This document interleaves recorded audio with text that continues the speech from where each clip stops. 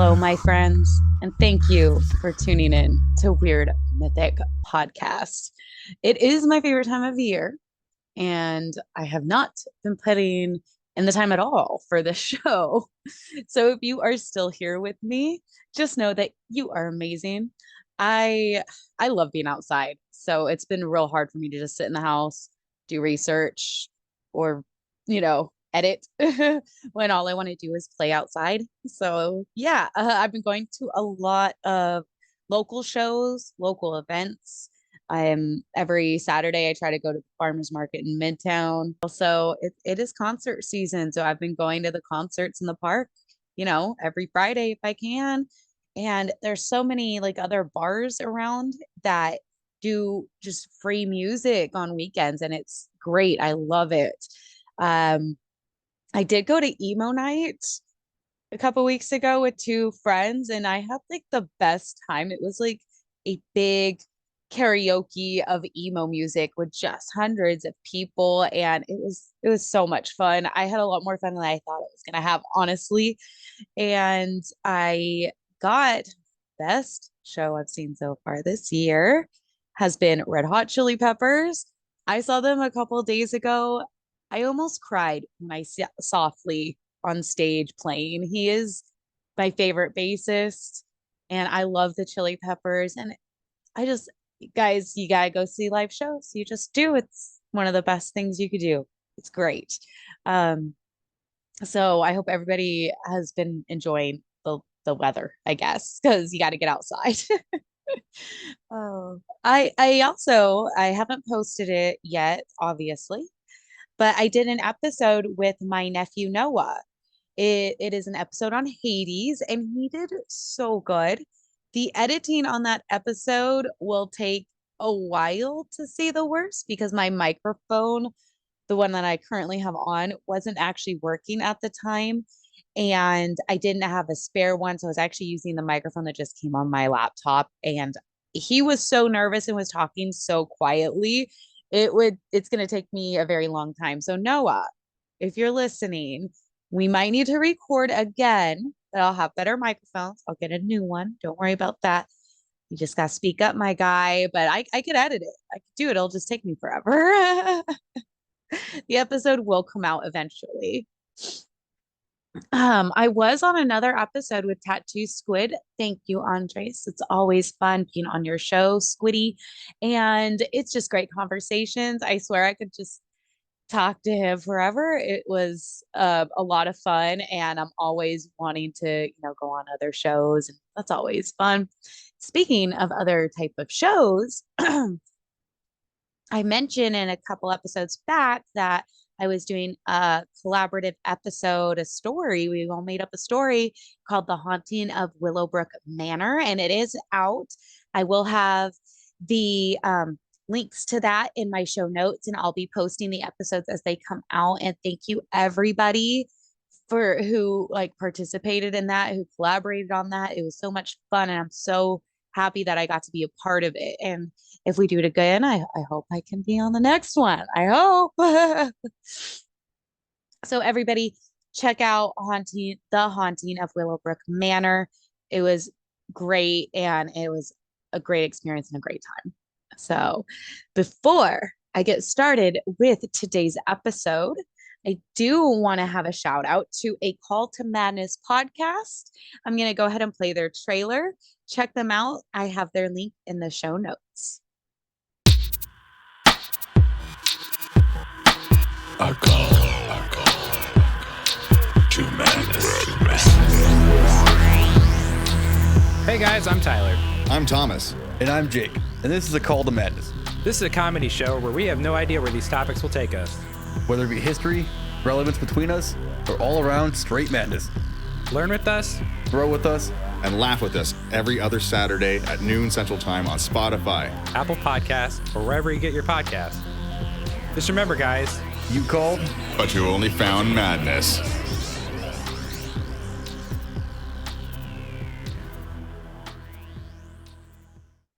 So, this episode of Weird Mythic Podcast was actually a suggestion from my friend Christina.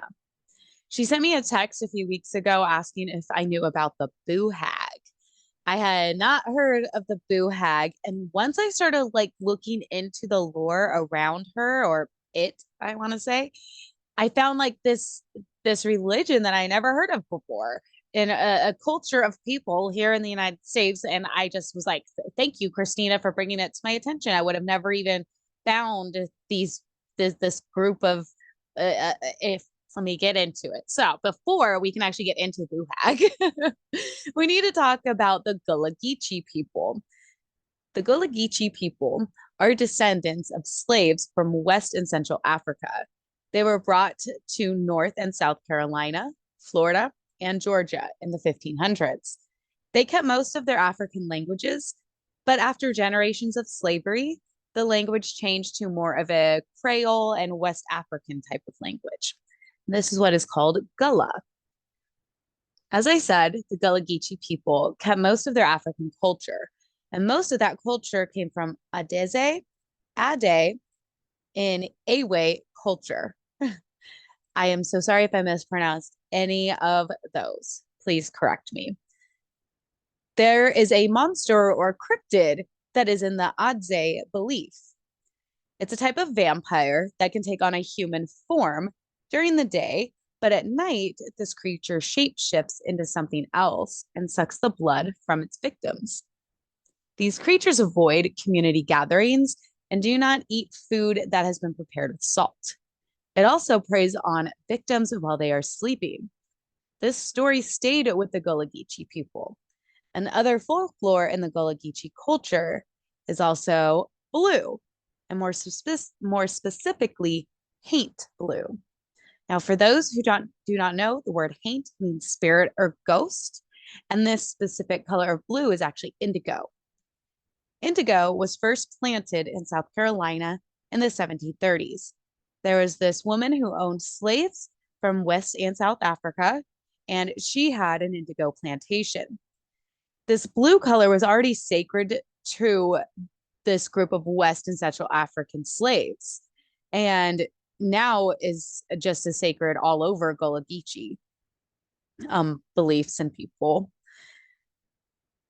This paint is used on their homes, mainly on windowsills, shutters, doorways, roofs, fences, and this is to keep the bad spirits away. This Haint blue was to resemble the sky and the ocean. This tricked the bad spirits into thinking they had stumbled onto water or went too far up in the sky. The Gullah people also use this indigo color to dye their water glasses or just glasses. These blue glasses would be hung around their homes to keep the bad spirits and baddies away. And I think I read somewhere that they can get trapped inside the bottles, like a big blue bottle. I think they get trapped or something in there. The Gullah Geechee also believe that a person has a soul and a spirit. The soul moves to the afterlife while the spirit stays behind on earth to help guide their family. And what a great idea of our ancestors and our past loved ones just watching and guiding us through hard times. Thank you, if that happens. The Gullah people also believe that if you are evil in life, that your spirit, which is what's supposed to stay behind on earth to help guide your family, can actually mutate into a Boo Hag. So let's get into the Boo Hag now. The Boo Hags are found in like displaced graves, burials, and just where spirits kind of roam free. The Boo Hag is a type of energy vampire. The hag will drain all of your energy. The Boo Hag will drain all of the energy from its victims while they sleep. After a Boo Hag takes control of your body, this is what is called being ridden by the Boo Hag. After it has ridden you, the next morning you feel extremely groggy, tired, and just unable to actually fully wake up throughout the day. The Boo Hag is like a cross between a sleep paralysis demon and a vampire, in the sense that a demon will only attack its victims. Well, the sleep paralysis demon will only attack its victims as they sleep, and the vampire will drain you of your energy. Now, the Boo Hag looks very much human during the day, could be your brother, your neighbor, maybe even a coworker. But without a victim, the Boo Hag is described as like a skinless monster with big red muscles and blue veins. Their eyes also reflect back at you like a cat. Now, when I was reading all the descriptions of the Boo Hag, I got this picture of the body exhibition, which I'll have a link to that in the show notes in case you're unfamiliar with what it is. But it's a really cool science exhibition showing how like the insides of human anatomy work. And it's like people who donated their bodies to science. So you get to see like their muscle structure or their nervous system, their veins, and the one that I specifically picture for the Boo Hag is actually they have one that just has no skin. And it's pretty gross, but that's exactly what I pictured the whole time. So yeah, I mean, she has no skin, gross. But during the day, as I had said, they look human. And the reason is because the Boo Hag will be wearing you. And this is where the riding comes in from, the Boo Hag will ride you, riding you like a skin suit. They go in search of like new skin every night. The phrase that I continue to hear was, don't let the Boo Hag ride you. And that's from Gullah Geechee culture. And it was on almost every article that I read or story that I read about the Boo Hag. So Boo Hag will be wearing its victim throughout the day, constantly draining the energy while pretending to be that victim. At night, once the sun goes down and the victim, who is also the Boo Hag, will then lay down and go to sleep and do your night things. The Boo Hag then will leave your body once you fall asleep, prowling around through the night like a cat, because eyes, to find their new skin suit, to find somebody new to ride. The Boo Hag will hop in upon a sleeping victim and get into their home. The Boo Hag then crawls up onto the victim's body and enters by breathing in your breath. Yeah. So you got this person pretty much on top of you without skin who is now sucking up all your breath into their own body. That's pretty nasty. This is a continued cycle night after night with new victims. The victims, once waking up, are so tired the next day that they just don't believe that they even slept at all, taking the entire next day to recover and just really, as I said, never fully waking up. If you happen to wake up as the Boo Hag is entering your body, the Boo Hag will actually ride you for an extra day. So just don't wake up. If a Boo Hag is unable to return to a new body at night when it's hunting and the sun comes up, the Boo Hag will then die by sunlight. The Gullah Geechee people have two main stories of the Boo Hag. One, the one that I just described, looks like your neighbor or a family member by day, and at night, the Boo Hag will remove itself from its victim's skin and then find a new sleeping victim to drain energy from. The other story is that the Boo Hag is a malevolent spirit that peels off its skin at night, then goes looking for new sleeping victims. The Boo Hag then steals your breath and energy from that new victim. The Boo Hag will then have to find its way back to its skin before the sun comes up, or it'll die. Now, how do you protect yourself from a Boo Hag? You could take a broom or a pile of straw and put it near or like against your bed. And before the Boo Hag can crawl up onto you, it actually has to count the straws or all the bristles on the broom. Thick hairbrushes, colanders have also been used to protect against the Boo Hag.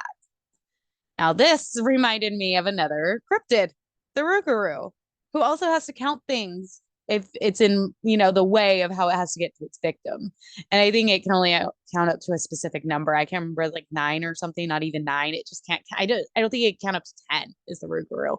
But I just like that. It reminded me of that. And I'll put the My Rougarou episode in the show notes also. Others, to keep the Boo Hag away, will sprinkle salt onto them and onto the Boo Hag, and it keeps the Boo Hag from getting onto you. But nobody wants to sprinkle salt on them before they go to sleep every night. So that would just be a fucking mess. Now, the best way to keep the Boo Hag from you is to paint your windowsills, doors, ceilings that Haint blue indigo color. This color will confuse the hag, remember? Make them turn away, think they went to the sky or the ocean, whatever they think, but they'll turn away. Now, the Boo Hag is an old story in Gullah Geechee culture, and theories of what it is range from a way to explain sleep paralysis to a type of succubus, which is kind of what I'm more thinking of as more of a succubus with the draining of the energy.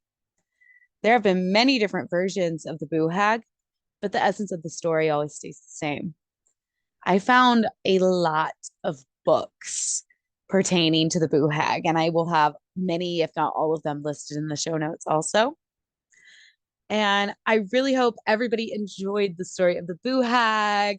And if you ever known somebody to be ridden by the Boo Hag, or if you have stories of the Boo Hag, just don't hesitate to send them my way to weirdmythicpodcast@gmail.com. And of course, don't forget to check out A Call to Madness. I have their link in the show notes. Don't forget to check out A Haunting of Willowbrook Manor. It was so much fun to be on that. Let me know what you think about this episode specifically in the comments, or send me an email again, weirdmythicpodcast@gmail.com. Anybody have any personal paranormal stories or encounters with a cryptid? Would love a cryptid story, especially a personal one. So awesome. Don't forget to go to all of my social medias. Weird Mythic Podcast on Twitter, Weird Mythic Podcast on Instagram, Weird Mythic Podcast on YouTube, and Weird Mythic on TikTok. And again, that Gmail is weirdmythicpodcast@gmail.com. Thank you guys.